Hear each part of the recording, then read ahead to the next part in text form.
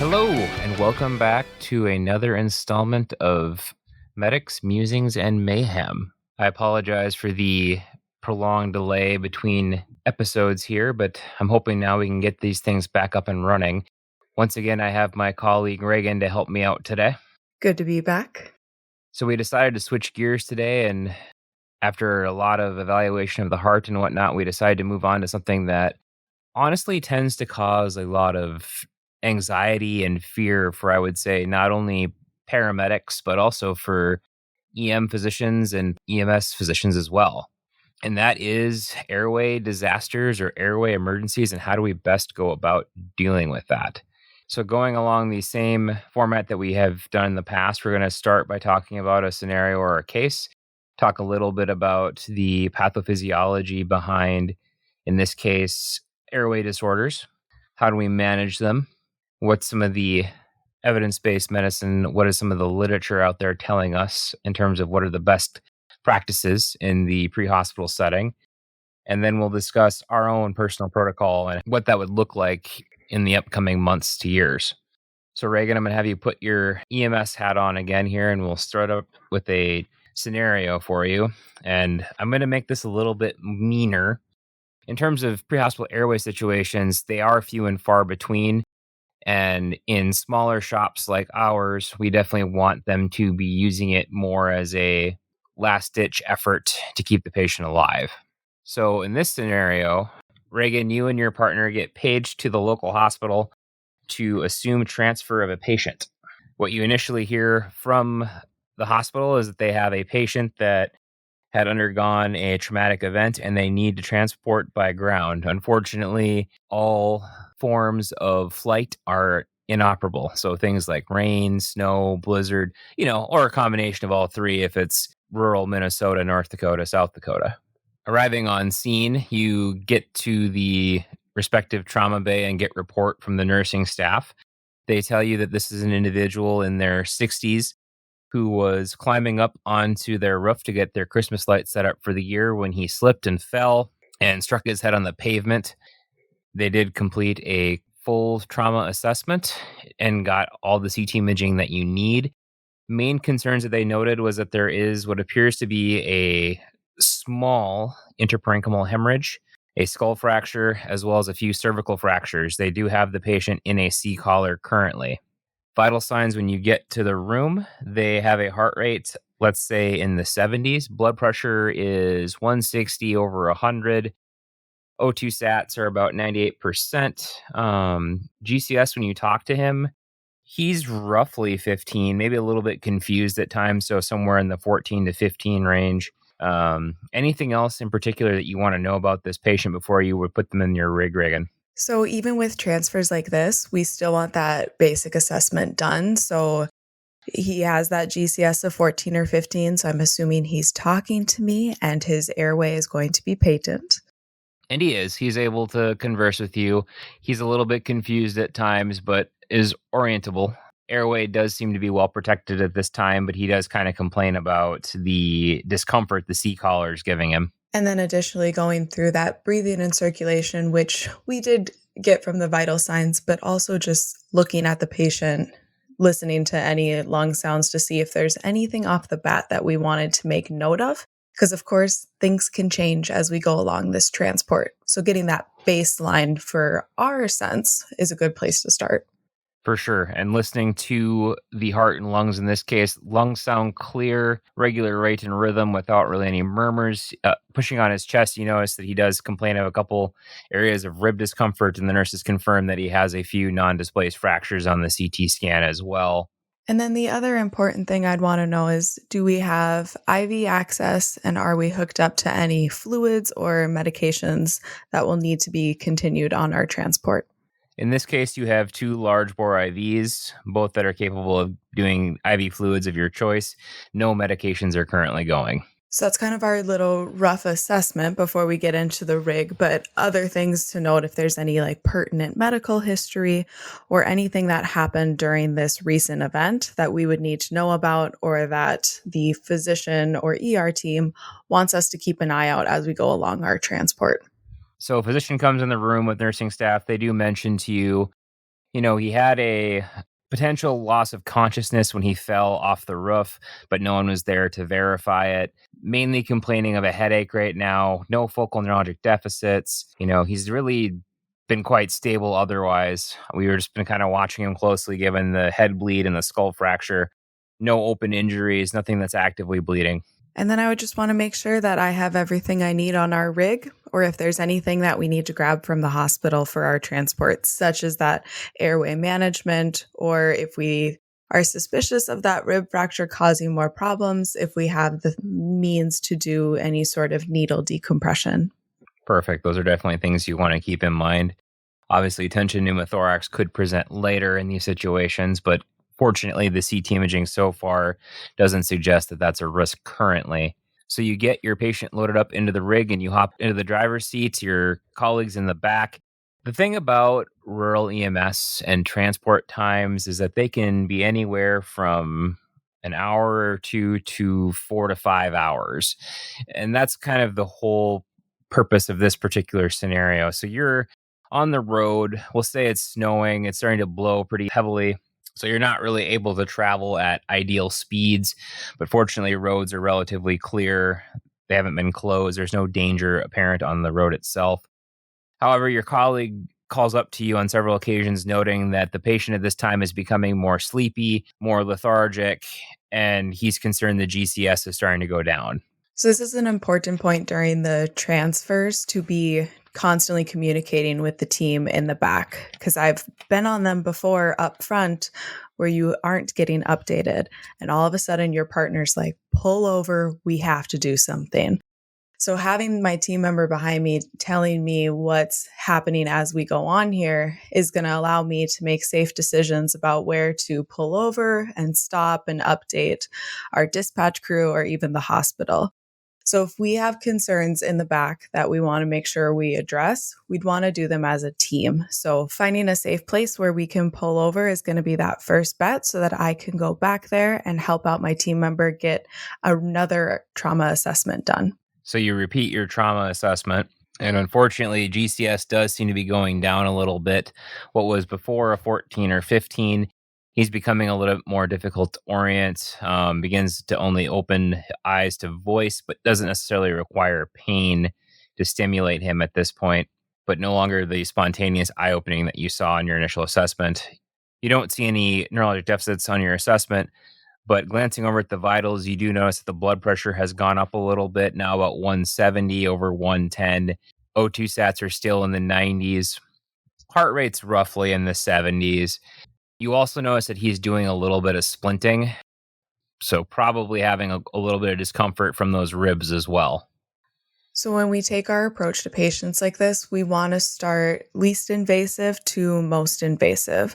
So if we're starting to lose our consciousness or just our ability to start protecting our own airway, we can start with things like nasal trumpets or nasal airways, and then moving more towards oral airways if we truly are losing that consciousness, and then getting into actually protecting that airway through an intubation.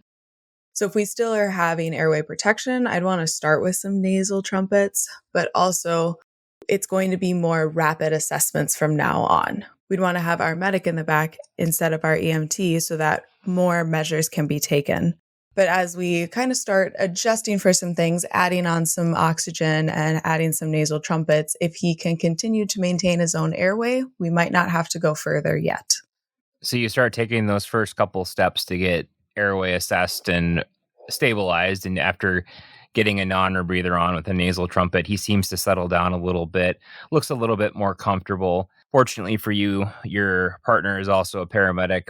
This is one of their first runs, trauma related, so they defer to you to sit in the back going forward just because they don't feel super comfortable with this situation, and they hop to the front and start driving again. Still have about another 2 hours to go. An hour passes or so, and you begin to look at this individual and you start to notice that the breathing, or at least their ability to breathe, they almost seem to be having some increased work of breathing. And it's almost as if the way the patient breathed just sounds kind of wrong, just not quite the natural in and out that you were hearing before. And I'd also want to talk to the patient and see if they can talk back to me. So, not only assessing their breathing, but their ability to be aware of the situation, aware of their own airway. And if both of those things are decreasing, we're going to move to some more invasive measures, such as an intubation. So you try to interact with him a little bit. He does open his eyes to verbal stimuli still, but does appear more confused than before. He is able to communicate to you that he's just having a hard time getting a breath, is the best way he can describe it to you. You do notice too that there's almost more of a heave with his chest motions. You can kind of see his neck is almost working in tandem with his shoulders, trying to help him get a good breath of air inward. So, since he's talking to me, I want to explain to him what I'm seeing and that his respiratory status has been steadily decreasing since this transport started. And that's a concern for us. And we would want to make sure that we can provide the best care and protect him. And that would likely mean in this scenario, having him sedated and intubated so that we know that he can have that airway protection, that breathing and proper oxygenation. And since he is conversing with me, it would be a conversation that I would have with him. So you have that conversation with him. And while you're doing that, you do note that his O2 sats are starting to drop more into the mid 80s. His respirators initially had been a little bit increased, almost more of a tachypnic look to it, but now it almost appears more labored. The breathing is starting to slow. They're getting sweaty. They're getting pale. The patient just looks and says, "I feel like I'm dying." So going where we expected, things were starting to collapse. So this is where I'm asking my partner to come back and help me out, since it's usually easier with two pairs of hands, but all of our airway stuff should be within easy access in the back of the rig. And I'm going to start setting up my medications, getting all my tools ready, and hopefully my partner can come back and help. But if not, there's a nice sequence to do this. And it's something that we practice often. And hopefully we can take a deep breath ourselves and conduct a rapid sequence induction with an intubation and then sedation to help protect this patient's airway and breathing. And this leads in nicely to the topic of interest today, which is rapid sequence intubation.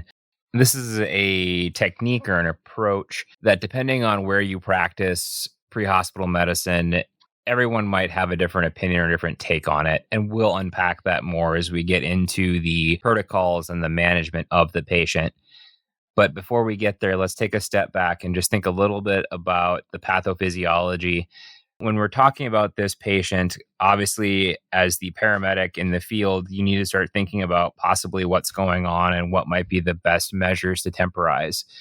So based on the history that you had been given in terms of the report, what do you think is specifically going on with this patient, and what do you need to do to keep them stable? So with this patient having a trauma, having some bleeding into their brain, having some rib fractures, all of that is pointing towards a respiratory distress that can actually kind of be caused by a hypercapnia, so a buildup of CO2 in the body. And it happens for multiple different reasons, such as with rib fractures. The chest wall isn't working as well, and it's not as coordinated with our breathing motion. So that's going to lead to that buildup of CO2. Additionally, having any damage to our brain, and depending on the area too, it can be more pronounced, but that can cause some depression of our central nervous system, which would decrease our drive to breathe. Those two in combination can cause a quick decrease in our respiratory abilities, as we saw in our case here.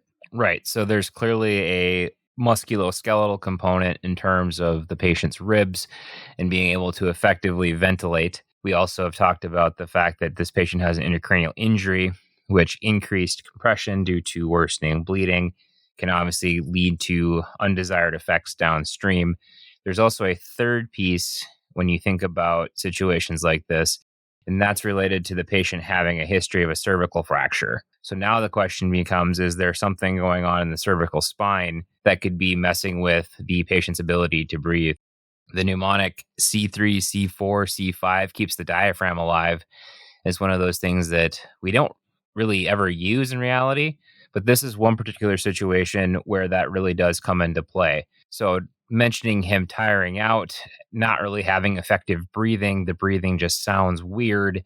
This could be due to the fact that that nerve or that connection to the diaphragm has become dysfunctional or has almost become non-existent, which then could lead to respiratory distress as well. But ultimately, all three of these choices, the main objective at this time is to get a definitive airway. Obviously, there's not much we can do in the field for an intracranial brain injury. Our priority is keeping the patient stable enough until we can get them to the definitive care they need. So let's make that transition over to the pathophysiology component. You've touched on this a little bit already, but when we think about issues that would cause EMS or pre-hospital medicine to be concerned, we would think about several different pathophysiologies or several different pathologies that could play a factor. This could include hypoxemic respiratory failure, hypercapnic respiratory failure, as well as just the patient becoming increasingly hypotensive. Why don't you unpack that a little bit more for us? So starting with the hypoxemic respiratory failure. So this is a low oxygen status. These things can happen in the field quite commonly. We can see things like tension pneumothorax or a pulmonary embolism, as well as cases of really severe pneumonia or even pulmonary hemorrhage. All of those are going to decrease our ability to ventilate and thus oxygenate. So that can cause those decreasing levels of O2 and then, of course, respiratory distress with that. Other things that can also cause hypoxemic failures are things like inhalants or high altitude, which we might not see very often up north here, but can happen in plenty of other places. With hypercapnic respiratory failure, that's the one that we mentioned with our case here. So having that increase in carbon dioxide. Now, we do use carbon dioxide as a respiratory driver in our body. When we have too much of it, there's not as much stimulation from our central nervous system to keep that breathing going, to blow it off. It's one of those, you can't have it too high, you can't have it too low. So like things in this case, the traumatic brain injury, the high cervical spinal cord injury, and the rib fractures can all cause that hypercapnia. Other things that we commonly see in the field that can cause hypercapnic respiratory failure are things like acute exacerbations of COPD or asthma attacks, anaphylaxis, even epiglottitis or drowning. All of those we have at least seen a couple times in our time in the field, and that's all this cause of a hypercapnic respiratory failure.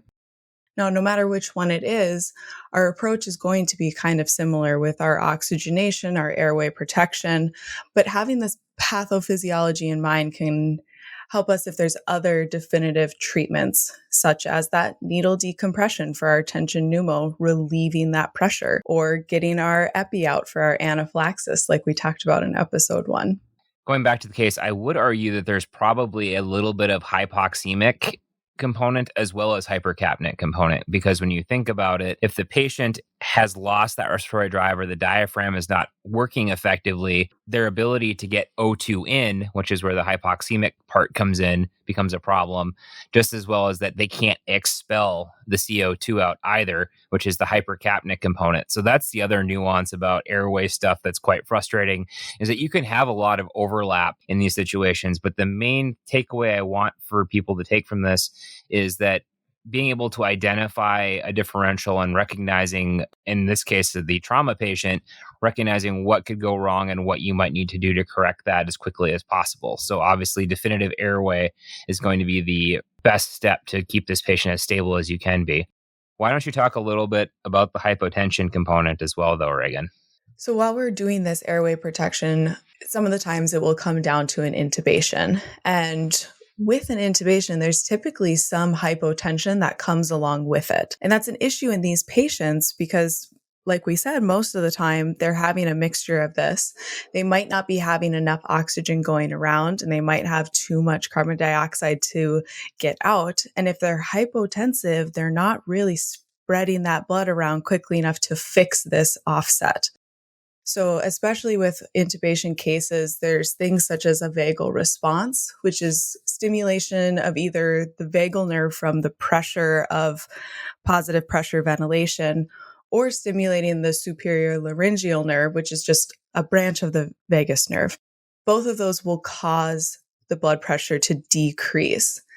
Additionally, when we intubate and we cause that positive pressure going into the chest cavity, that increase in that intrathoracic pressure is going to put extra pressure on the veins, causing a decrease in venous return. And again, we need that blood going around to get that carbon dioxide out, get some of that oxygen in. But with both of these things happening, there's going to be even a little decrease there. So just to add a little more fuel to the fire of airway management is the fact that our treatment can sometimes cause a little bit of a worsening pathophys. And this is part of what makes airway management in the field so anxiety inducing in general.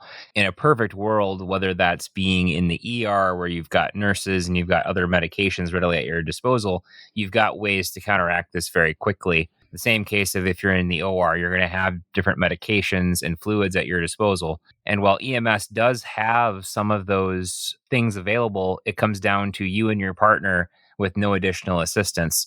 And in some cases, that's where RSI becomes a little bit controversial in some settings and in some agencies. We'll unpack that more later. Now that we've got a pretty good understanding of the main life threats when it comes to the pre-hospital setting or in the transfer setting, let's talk a little bit about how we go about managing acute respiratory distress or airway protection. And let's talk a little bit more about RSI itself. So, as we've already alluded to, the indications for RSI in the context of pre-hospital or transfer would be a patient that has acute respiratory failure, whether that's an oxygenation piece, meaning the ability to get oxygen in, or if it's a ventilation piece, meaning getting that oxygen from the lungs into the bloodstream. The other indication in the context of EMS would be airway protection. For example, in an altered mental status, a combative patient, an aggressive patient, someone that you're trying to provide some anxiolysis for, but unfortunately their respiratory drive diminishes to the point where bagging is not going to be sufficient. If you're in a little bit more of a controlled setting, or maybe even before you had started transfer, one of the things that you might have done ahead of time is do a little bit of an airway risk assessment. Can you talk a little bit about the lemon mnemonic and what that means? Yeah, so like you said, this is something that we're kind of doing when we first meet the patient or before the situation arises where we are doing an intubation. I wouldn't ever pause an intubation to run through this, but once it's in your head, it's something that you can think of every time we meet a new patient. But with the lemon mnemonic, first things first, keep it simple. L is just to look externally, see if there's anything that's going to indicate a difficult airway. And this can be things like obvious facial trauma, if there is loose teeth or dentures or very large teeth can also cause an issue. Things that would pop out to you when you first meet the patient anyway. Going to the E, we would want to evaluate the 3-3-2 rule. And this is another common one that we hear. So the 3 fingers between the incisors. So can you fit 3 fingers in their mouth? Can you fit 3 fingers between the tip of their chin and then the hyoid bone? So right underneath their jawline, do 3 fingers fit there? And then 2 is, can you fit the 2 fingers from the top of the thyroid notch to the hyoid bone? And if any of those are a no, that means it might be a little bit more difficult of an airway. M stands for Mallampati score. So this is the one where we ask the patient to open their mouth really wide, say ah, and you want to see how much of the uvula and the base of the uvula you can see. Simplicity here, the more that you can see, the easier the airway is going to be. If they open wide and you can't even tell what's going on back there, you might have a little bit harder of an airway. As we move to O, O is obstruction or obesity. So a higher BMI can predict a more difficult airway. And then any obstruction in there, such as head and neck cancer or epiglottitis, or even a trauma to the area, even though that is kind of in our L, will indicate a difficult airway. And then the last one is neck mobility. And this one is a really common one that we think of. We might just not know we're thinking of it. But as in this case, our patient is in a cervical spine collar. Their neck is not going to be moving very much. So that is going to make a intubation a lot harder since we can't move the neck into an ideal position. So again, just looking externally, the 3-3-2 rule, Malin potty, or just opening the mouth, seeing what you can see, any obstruction or obesity, and then that neck mobility. We can just see how easy or difficult that airway is going to be, which might help us to pick the correct tool once it comes down to the intubation.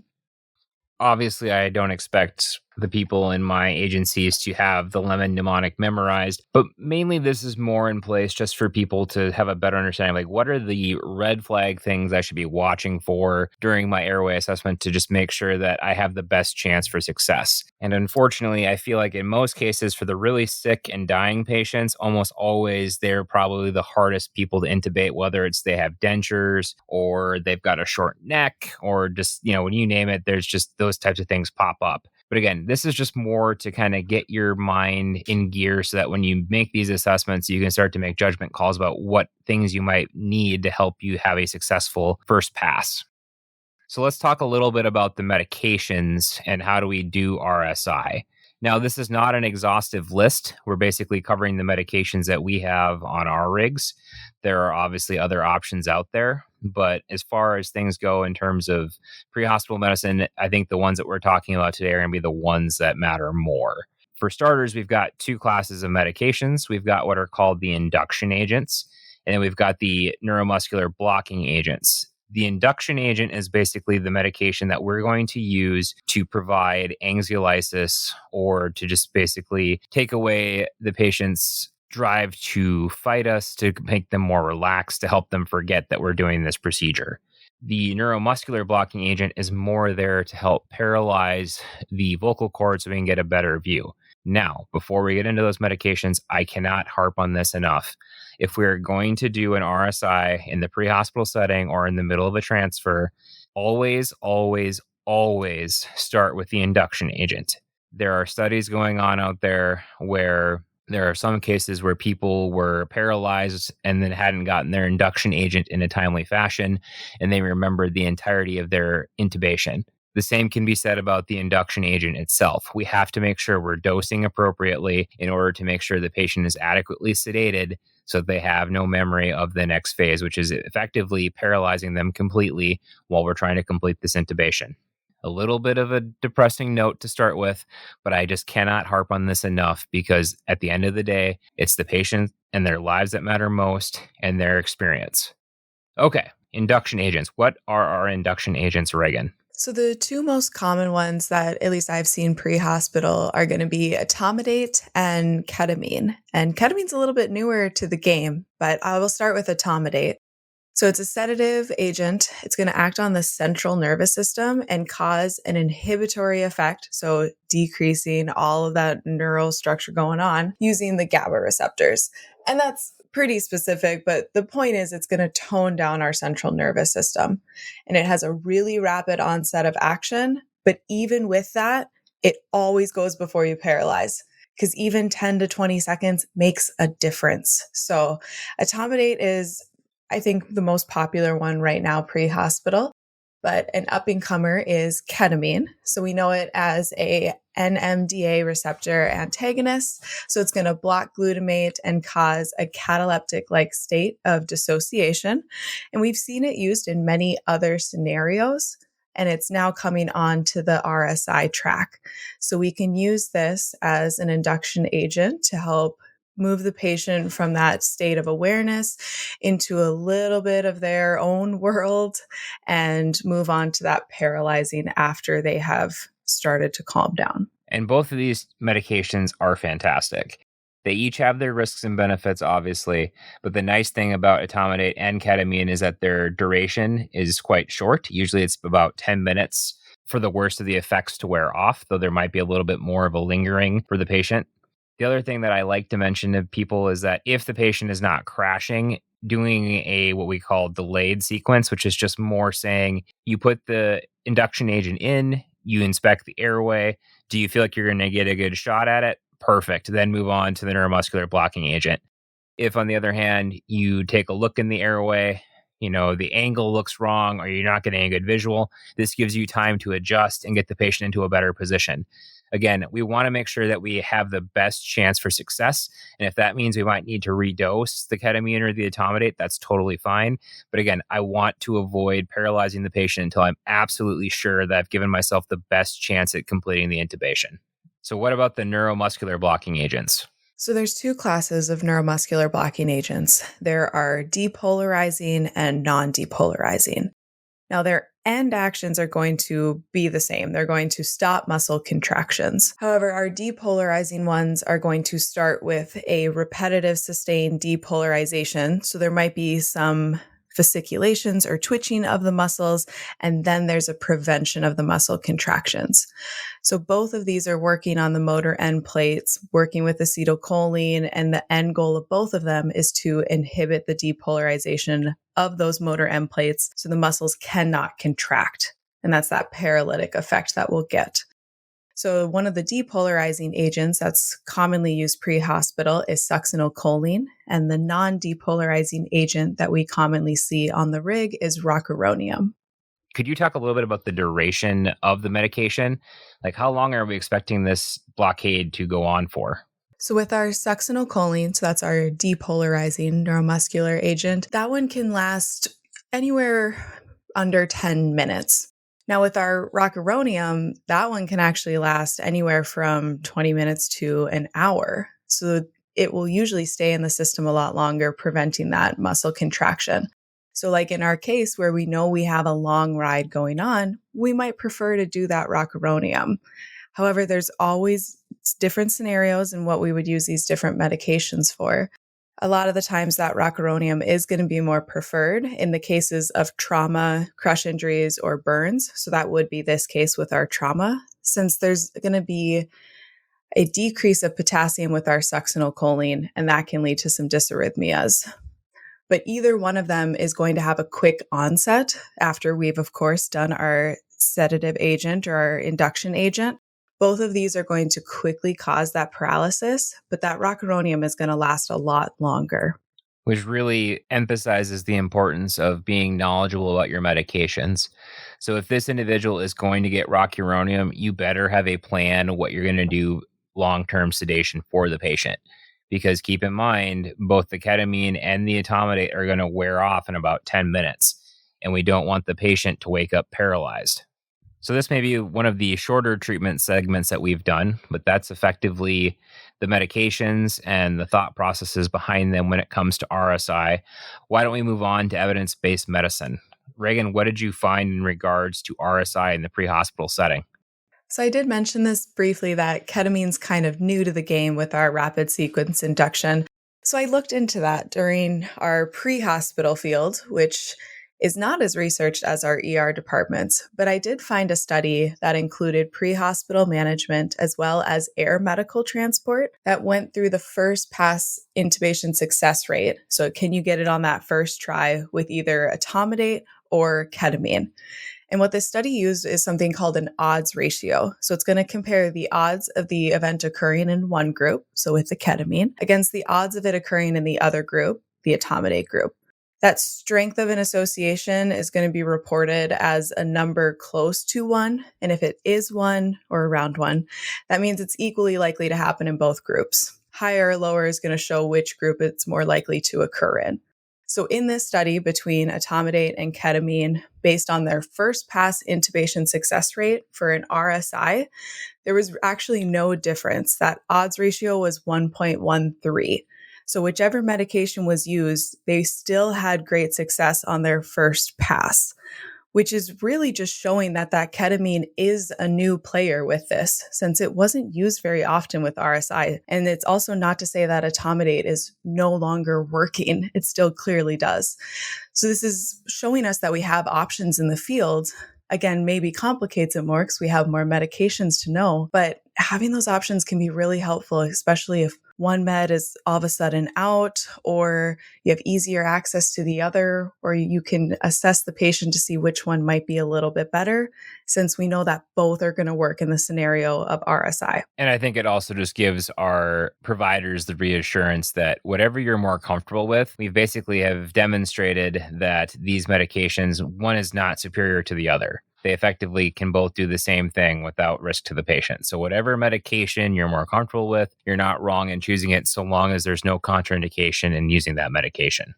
Anything else in your searches, Regan?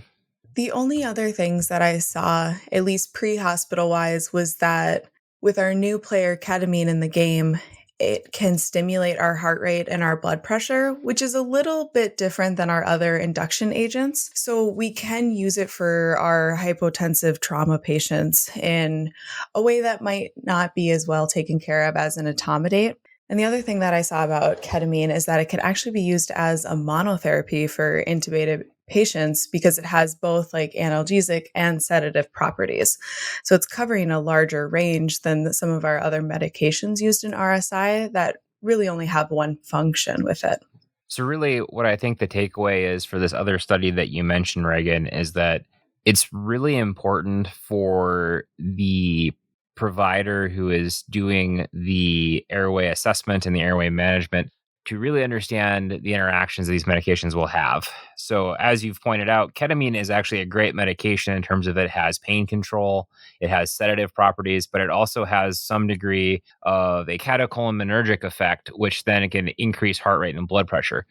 So in the context of a really sick septic patient that you're transferring and all of a sudden gets hypotensive and unresponsive, ketamine would probably help get the pressure up, might get their heart rate up, and it also gives them the sedation you need to complete your intubation. So there could be certain scenarios where one of the medications may be the better choice. There have been things mentioned in the past about increased intracranial pressure with ketamine, but in the context of a crashing patient, I don't think that's as relevant right now. At the end of the day, when we're transferring a patient, we're just trying to protect the airway and keep the patient alive till we get to definitive care. Next, we'll move on to the protocol that we have put together. Regan has been very diligent in this, and I'll let her unpack this a little bit more as to what our protocol is going to look like. So for our protocol, we have certain medications on our rigs, which are included in that protocol, including our induction agents of etomidate and ketamine. And that's going to be followed by our neuromuscular blocking agents, either our succinylcholine or our rocuronium. And it's said in the protocol, and it'll be said again in education, always do your induction before your paralyzation. So once both of those are on, you complete your intubation as you know well and have practiced. And in our protocol, we have that putting on some continuous waveform and tidal CO2 capnography is going to be very helpful to assess proper tube placement as well as any interventions that are done during the intubation. And on our RSI protocol, we have our sedation because, of course, after we intubate a patient, it's not the end of that care. There's a lot of things that go into keeping that patient comfortable, unconscious, and unlikely to remember what is happening to them. So that ketamine can actually be continued for our sedation, and that's preferred on our longer transport times. If it's a shorter transport, you can use things like a benzodiazepine, like midazolam, but of course, that isn't going to last very long in their system. And another one we can use, at least on our rigs, because we have access to it, is fentanyl. So that synthetic opiate, which we can use as a longer acting sedation. Any one of these three are going to help keep our patient comfortable. And again, it's up to that provider to pick the best one for our patient based on the scenario, the knowledge of their medications, but all of them are in the protocol with dosing and everything's ready for their use. And I think, again, this hails back to your discussion earlier about ketamine as a monotherapy. So again, with ketamine, If you have that for your sedative medication, that's all you're really going to need. If you're going to be using Versed or midazolam, you can certainly do that, but I would also recommend doing some fentanyl along with it, just because the Versed piece will reduce their anxiety. But one of the things that's not really well understood and that was really pushed on me when I was on my ICU rotations is that tubes are very painful. And so if you're going to do some sedation or anxiolysis, you better have a pain medication as well. So doing something like fentanyl with midazolam would probably be best practice. Otherwise, just keeping it simple with ketamine might be the better choice. So now that we have done a bunch of teaching and discussion, why don't we go back to this particular scenario? Again, this is a patient that sustained significant head trauma with skull fracture, has a brain bleed, has some cervical spine fractures, as well as some rib fractures. That's, for lack of a better word, actively decompensating in front of you. And obviously, we're very limited in what we can do in the pre-hospital setting. But in the context of the airway, Regan, what are you going to do for this patient? So this patient needs protection of their airway. And since we are in a transport, I'm going to ask my partner to pull over in a safe spot, come back and help me, because this whole process is a lot easier when you have two sets of hands on board. So while I'm getting a set of vitals, getting my tools ready, my partner can start drawing up the medications that I would like to use. And they are going to check a dose and I will check a dose. Again, the importance of having that proper induction and that proper paralyzation. For a case like this, we were getting some hypertension. So we can use etomidate for our induction agent. And then using our rocuronium, given our longer transport time, I would want to keep that patient paralyzed a little bit longer. So while my partner is drawing those up, I'm getting my tube ready. I'm having my MAC blade. I'm having my oral and nasal airways ready in case I need a backup plan. And if it's available on my rig, I would have my video laryngoscope handy in case the airway is proven to be a little bit more difficult than I thought.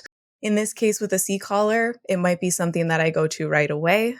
If I don't have it, I just need to make sure the importance of keeping our neck nice and stabilized, such as using a bougie to help me feel with my actual intubation. But for RSI-wise, etomidate and rocuronium are probably going to be used in my scenario. And then if I have ketamine on board, I can use it for my sedation or that combination of midazolam or fentanyl, whichever one I'm thinking is going to be better for the patient. And I might actually go with the combination in this case. And I actually like that you mentioned ketamine as one of your options for sedation. And I would argue that in the completion of this case, you get the tube in place. The patient is now getting assistance from the machine to help them breathe instead. Their SATs improve, vital signs stabilize more. But at the end of the day, the main concern we have now is this patient has potentially an increasing bleed, which is going to increase pressure in the brain, which could lead to some seizure-like activity as well. And there has been some studies coming out now that say that ketamine might have some anti-seizure properties. I'm not saying that we should be using ketamine for seizures, but at least there seems to be some evidence supporting that it might help mitigate seizure risk. And with this individual with a traumatic brain injury, it could be debated between the neurosurgeons and the neurocritical care specialists, as well as the people in the ER, whether or not ketamine long-term would be a great choice. So as a counter argument, things like Versed and fentanyl would be a great combination as well. As we know, midazolam or Versed also has properties that would help with seizure-like activity. So you can't really go wrong in this scenario. Anything else you'd like to add about the case, Regan? Anything else you'd want to do in this particular situation? Well, especially in this case, we talked about long transport times. So this intubation might be happening on hour 1 of 2. And who knows what kind of northern weather is going to hit us. So medications might not continue throughout the entire time, as in we might need to switch from using that combination if we do run out of one of those meds to our other option. So keeping in mind how much time you're in the back of that rig, always have kind of your next step in mind just in case it comes to it. And like I mentioned during that intubation, having that backup plan in case you can't get that tube in there, how are you going to protect that airway? So there you have it, the quick and dirty version of RSI. Obviously, there's a lot more nuance to this, and I would reiterate the importance of, if you are in different agencies other than mine, this is a conversation you want to have with your medical director. I would imagine that those that are having these conversations with RSI are doing pretty routine drilling, discussing the medications, doing lots of airway practice. But obviously, we are the front line in many cases, whether that means we're in the field and the patient needs an airway protection, or we're transferring the patient from point A to point B, and their clinical status changes requiring intubation. So this is a skill set that we need to know well and that we need to be comfortable doing. Big picture ideas, I want you to think about what are the main threats to a patient when they're in the back of your rig. So things like hypoxemic respiratory failure versus hypercapnic respiratory failure, or sometimes a combination of the two. Be also wary of the consequences of intubation. So patients that can become hypotensive during the medication phase or increased pressure leading to a vagal response. So having that liter of fluids or whatever else you have to help mitigate that risk or that change. Keep in mind, like we said above, the indications for RSI. So acute respiratory failure, whether that's hypoxemic or hypercapnic. Airway protection is the other major source. Induction agents, etomidate and ketamine, your neuromuscular blocking agent, succinylcholine and rocuronium. And always, always, always start with your induction agent and make sure you've given the patient adequate time before initiating the neuromuscular blocking agent.